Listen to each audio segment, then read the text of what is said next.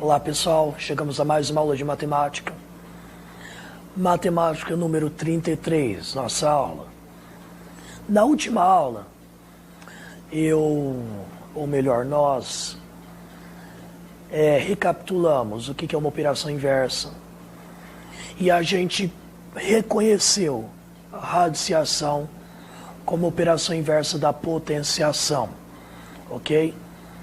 A gente tinha uma potência, a gente tinha um expoente e a gente tinha que achar a base, ok? Era muito mais uma operação mental, assim, mais uma questão mental. Bom, o que a gente vai fazer hoje? A gente vai definir a operação radiciação matematicamente, nos nossos termos matemáticos, com algumas observações. Uma delas eu esqueci de comentar na última aula, que já começa aqui, ó. Primeiramente, eu já comentei, radiciação é o inverso da potenciação. Aqui nós temos uma radiciação e aqui uma potenciação. Ó, vamos para os nomes. Esse símbolo, ele é o radical. Esse númerozinho aqui, ó, que fica aqui em cima, ele é meu índice, ok? O meu resultado da raiz e o número que fica dentro, que a gente fala dentro da chave, é o radicando. Portanto, o meu radical é a chave.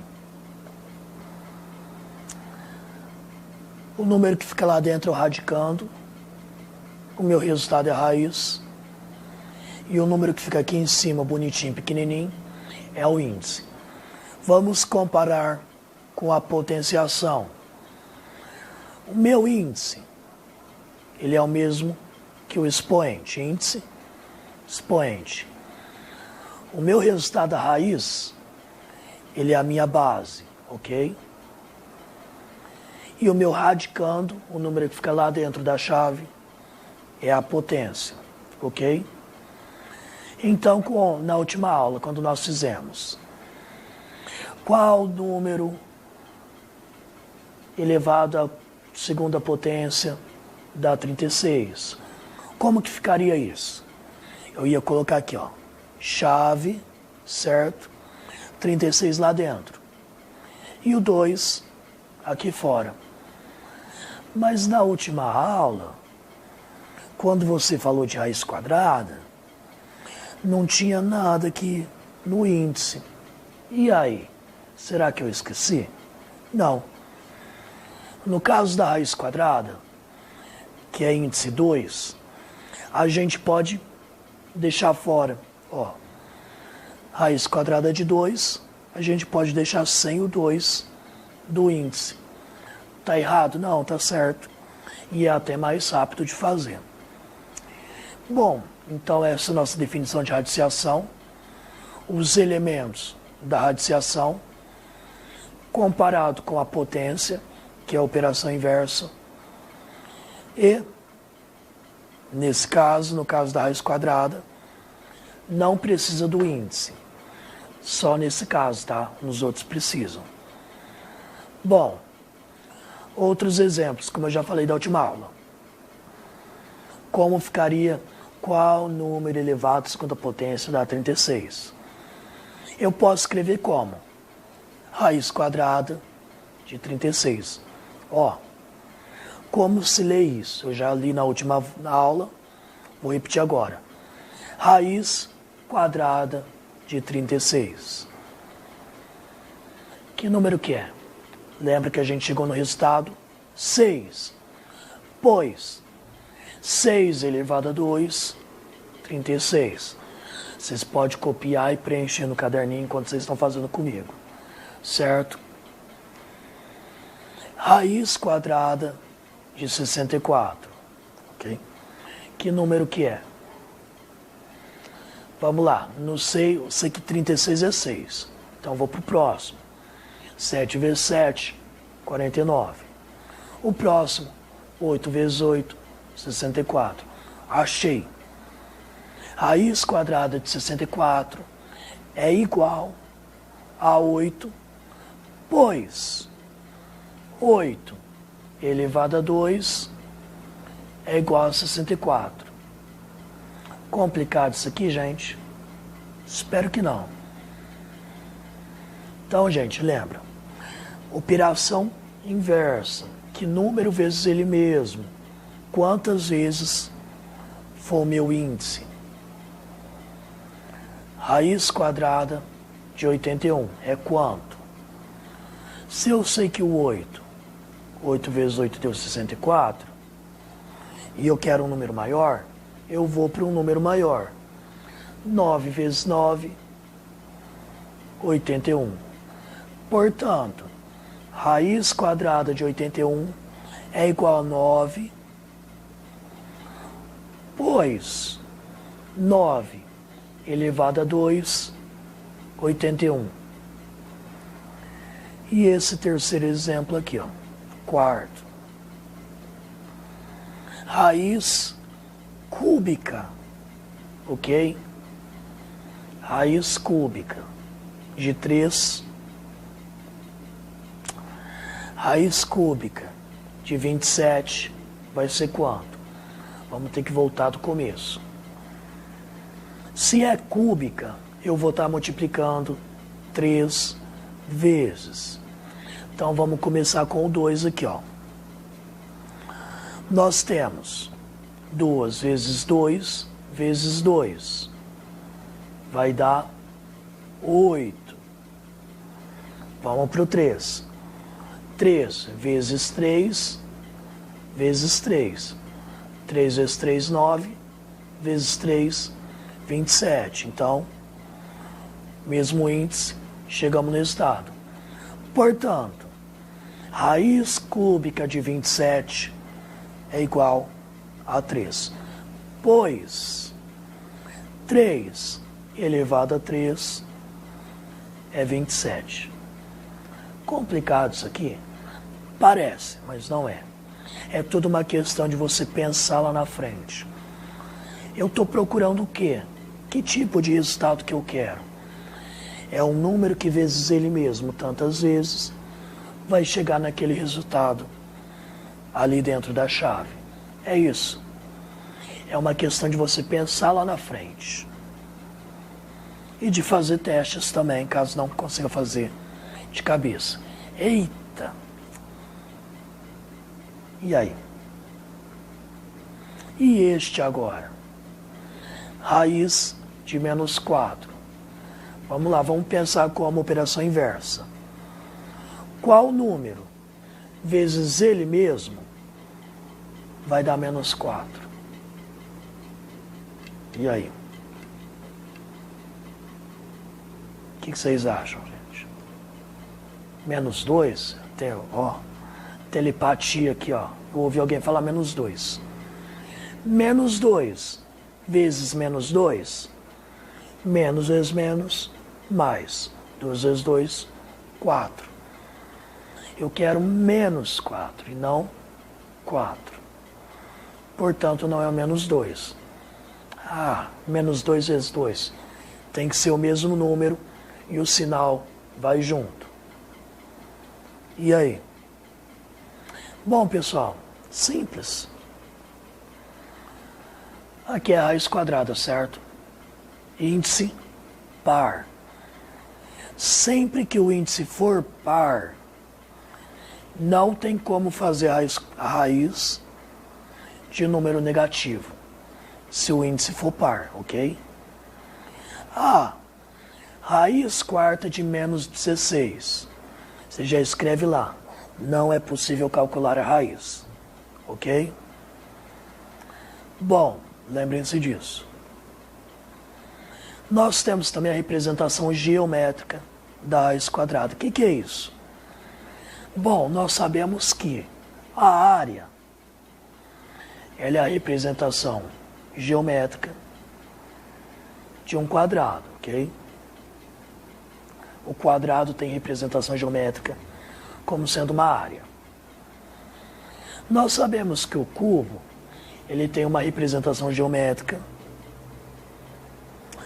como um volume, certo? E no caso da raiz quadrada? Simples. Imagina o seguinte, é possível formar paralelepípedos de base quadrada com 25 cubinhos? Eu quero que vocês pensem. Com 30, com 36, com 64? Bom, eu quero formar base quadrada, tá? Ou seja, a mesma quantidade que eu tenho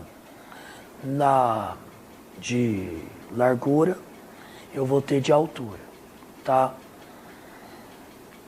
Bom, nesse caso, com 25 cubinhos eu consigo. Coloco 5 assim, 5 assim, completa, vai dar um total de 25. 5 vezes 5, 25. Com 30 cubinhos eu consigo? Não consigo, a não ser que eu quebre eles em partes. Coisa que eu não posso fazer aqui. Porque eu poderia colocar 5 e 6. Só que eu não tenho um quadrado, eu tenho um retângulo. Para ser quadrado, as dimensões têm que ser iguais. Tinha que ser 5, 5 ou 6, 6. Com 36 eu já consigo. 6 por 6, ou 6 fileiras de 6 cubinhos. Com 64, mesma coisa, 8 por 8. 8 fileiras com 8 cubinhos cada uma. Isso é a representação geométrica da raiz quadrada. Ó, aqui eu tenho, o número está meio embaçado, mas ok. Com um cubinho eu faço 1. Com 2, ó, 2 por 2, que no caso daria 2 elevado a 2, 4. 3 por 3, 4 por 4, 5 por 5, 6 por 6. Ou seja, qual que é a representação geométrica da raiz quadrada? Se a potência é a área, a raiz quadrada é a medida do lado. Ó, quantos cubinhos eu tenho aqui? No caso, vamos mudar para quadradinho. 36, certo? Que é o resultado da minha potência. E se eu tenho esse quadradão aqui de 36, quanto mede o lado dele? 6. 6 é a raiz quadrada de 36. Bom, a gente vai comentar sobre esses valores aqui mais para frente, ainda hoje. Observe que a área do quadrado, quantos cubinhos o formam, é a potência, enquanto a medida do lado é a raiz quadrada. Essa é a representação geométrica da raiz quadrada, ou seja, é a medida do lado de um quadrado. Temos também a raiz cúbica, ok? Qual seria a sua representação geométrica? É a medida da aresta de um cubo. O que é aresta mesmo? A aresta é cada uma desses encontros entre duas faces. É onde a gente faz a dobradura para fechar o cubo, tá? Bom, eu coloquei alguns exemplos aqui. É possível formar um cubo com 8 cubinhos? Sim. A gente já tem aqui, ó, 4, 8. O que acontece com eles? Eu tenho a medida das arestas, 2. No caso, qual que é a raiz cúbica de 8? É o 2. Tem outro exemplo aqui, ó. Esse aqui tem 27. 9. 9 no meio, 9 lá atrás, 27. E acontece o quê? Medida das arestas é 3. Qual que é a raiz cúbica de 27 mesmo? 3. Com 64 daria a mesma coisa. Bom, pessoal, uma coisa muito importante. Esses números aqui, ó, que eu consigo tirar a raiz quadrada e dar um número exato, não dar vírgula, eles são chamados quadrado perfeito. 4 é um quadrado perfeito. 36. Raiz quadrada de 36 é 6. 36 é um quadrado perfeito. 100 é um quadrado perfeito, porque a raiz é exata. Sempre que a raiz é exata, esse número é um quadrado perfeito. Vale para a raiz cúbica também, só que aí vai ser um cubo perfeito. No caso, 27 é um cubo perfeito? Sim, porque ele tem uma raiz cúbica exata. Bom, essa é a nossa última definição.